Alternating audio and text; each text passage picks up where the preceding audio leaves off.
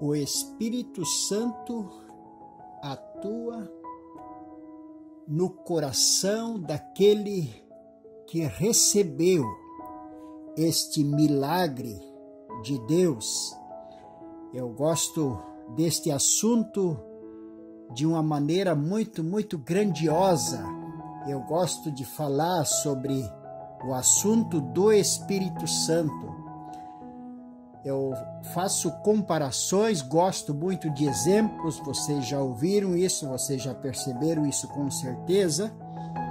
Quando você compara o Espírito Santo numa pessoa, é como um aparelho, por exemplo, um televisor, que tem o controle remoto, o controle à distância. Então, quando você aperta no controle, o aparelho corresponde com o teu comando, com o comando que está no controle, porque dentro dele tem um dispositivo que obedece o comando do controle remoto. Uma pessoa que recebeu de Deus o Espírito Santo, que é a pessoa do próprio Deus que faz morada no coração da pessoa crente em Cristo Jesus, que ouviu o Evangelho e, ao ouvir o Evangelho, aconteceu o novo nascimento, aconteceu a conversão, a transformação.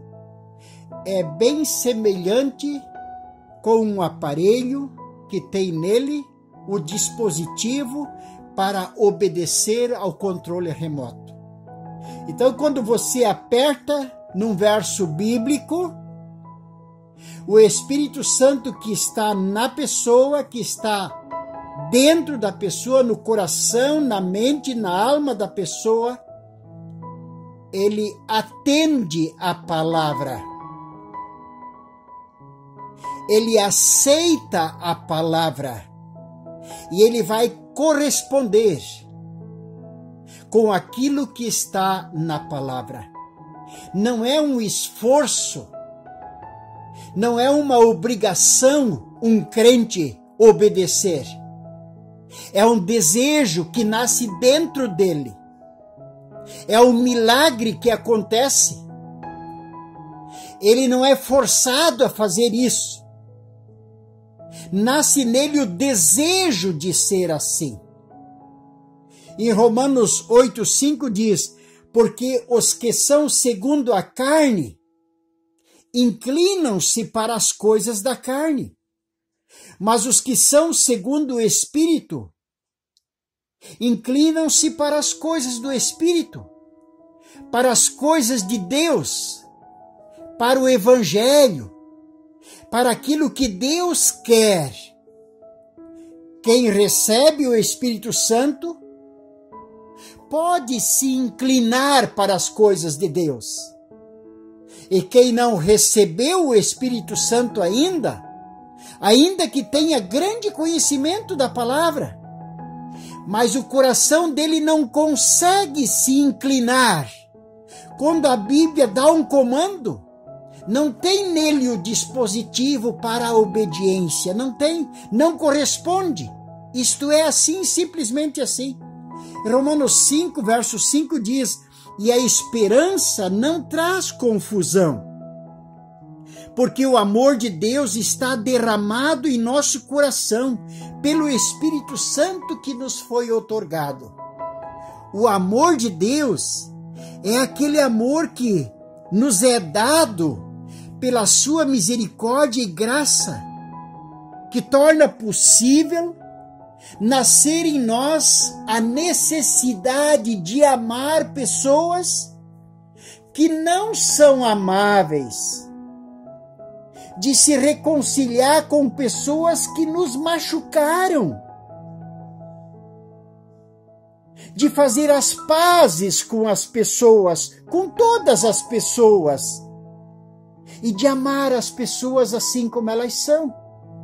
De novo eu digo, não é um esforço próprio, não é uma obrigação forçada que Deus impõe a você, não. Não. Nasce em você, nasce em mim essa necessidade. E segundo ponto, o Espírito Santo atua ensinando a andar. Romanos 8, 4 e 5 diz, a fim de que o preceito da lei se cumprisse em nós, que não andamos segundo a carne, mas segundo o Espírito. Porque os que se inclinam para a carne cogitam das coisas da carne, mas os que se inclinam para o Espírito, eles cogitam das coisas do Espírito. Eles desejam aquilo que Deus quer que aconteça, aquilo que Deus faz acontecer no coração. E quem se inclina para os desejos da carne, ele quer o resultado do seu desejo, que na verdade a carne ela milita contra o Espírito. E o Espírito milita, luta, guerreia contra a carne. Claro, isto é se o Espírito Santo está na pessoa. Senão, não tem essa luta. E o terceiro ponto, o Espírito Santo atua fortalecendo os crentes para o ministério. Efésios 3,16 diz, para que, segundo a riqueza da sua glória, vos conceda que sejais fortalecidos com poder, mediante o seu Espírito no homem interior. Fortalecidos com poder. Deus nos capacita. Tem o ditado que diz que Deus não chama os capacitados. Deus capacita os chamados. Depois de chamar, Ele os torna capacitados por sua infinita graça e bondade.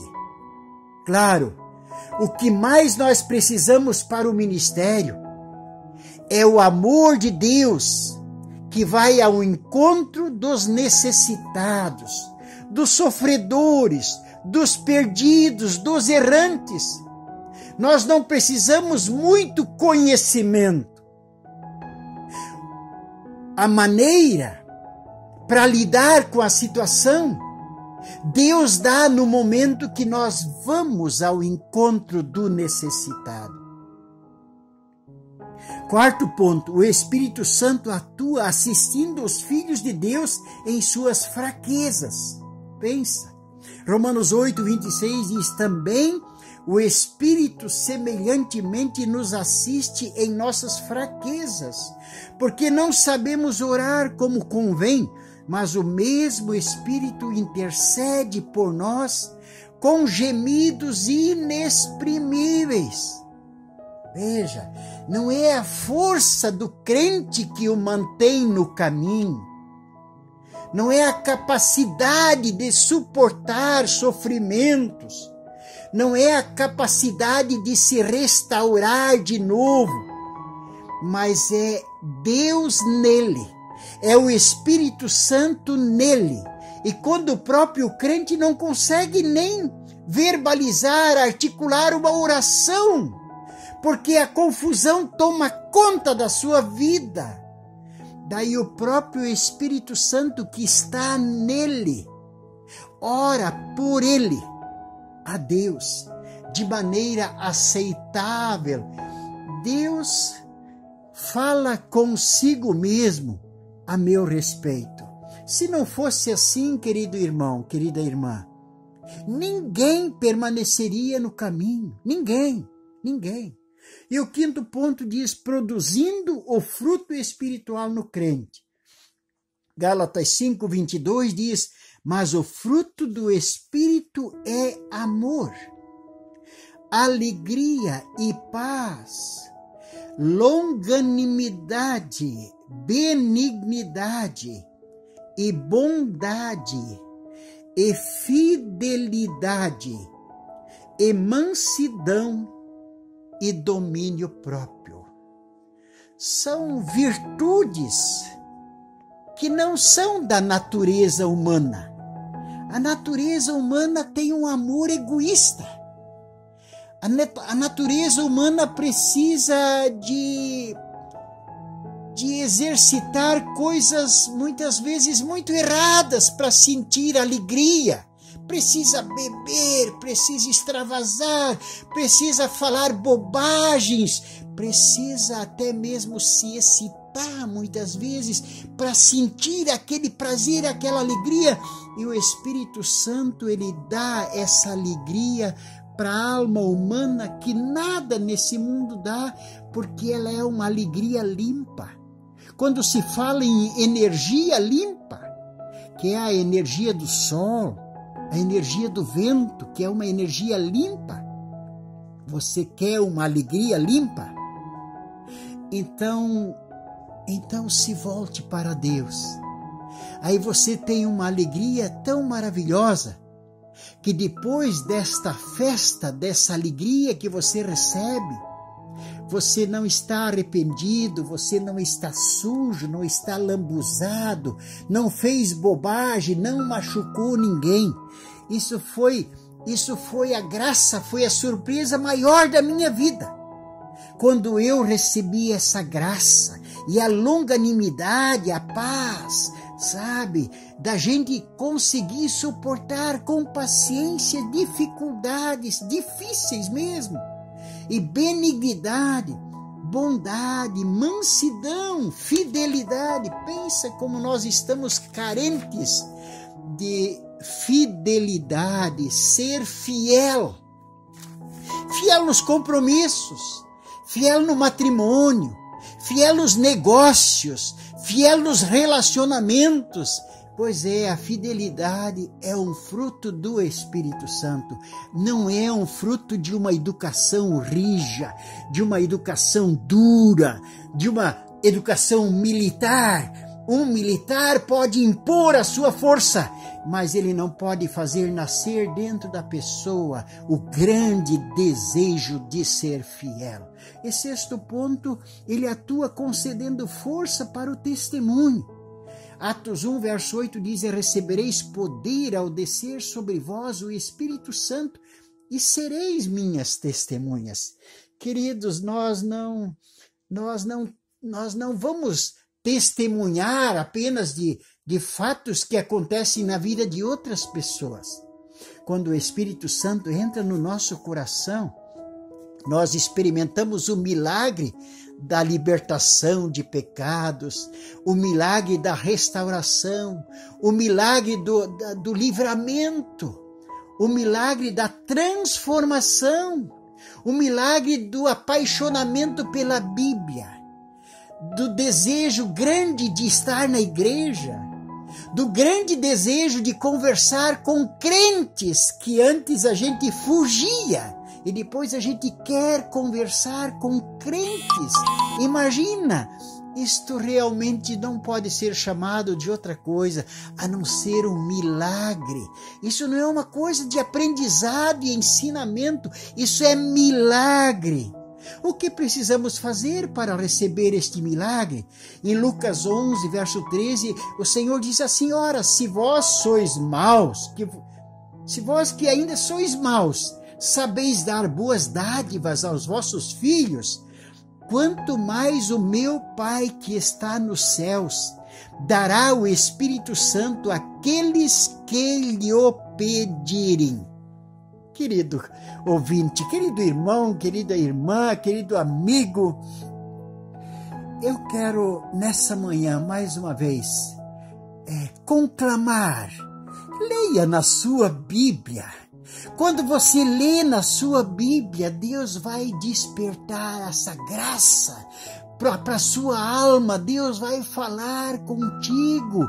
Deus pode então fazer esse milagre porque você vai desejar que esse milagre aconteça com você, e quando ele acontecer, você se torna também uma pessoa transformada, restaurada, libertada, uma pessoa verdadeiramente feliz e abençoada. Deus te abençoe, querido ouvinte. Quem vos falou essa palavra, mais uma vez, foi o missionário Alair Shai.